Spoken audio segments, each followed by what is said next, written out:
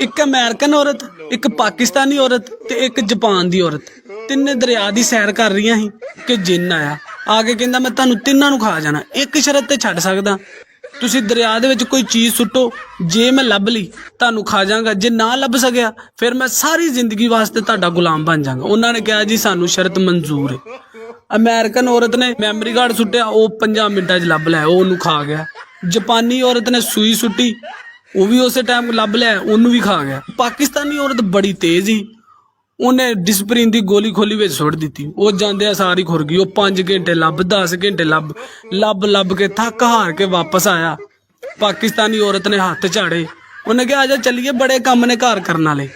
ਉਹ ਹੁਣ ਜਦੋਂ ਕਿਤੇ ਜੁੰਮੇ ਦੀ ਛੁੱਟੀ ਹੁੰਦੀ ਆ, ਉਹ ਵਿਚਾਰਾ ਫੇਰ ਲੱਭਣ ਜਾਂਦਾ, ਉਹਨੂੰ ਫੇਰ ਖਾਲੀ ਵਾਪਸ ਆ ਜਾਂਦਾ। ਹੁਣ ਉਹਨੂੰ ਵਿਚਾਰੇ ਨੂੰ ਕੀ ਪਤਾ, ਇਹਦੇ ਨਾਲ ਤੇ ਸ਼ੈਤਾਨ ਨਹੀਂ ਪੰਗਾ ਲੈਂਦਾ, ਮੈਂ ਕਿਵੇਂ ਲੈ ਲਿਆ।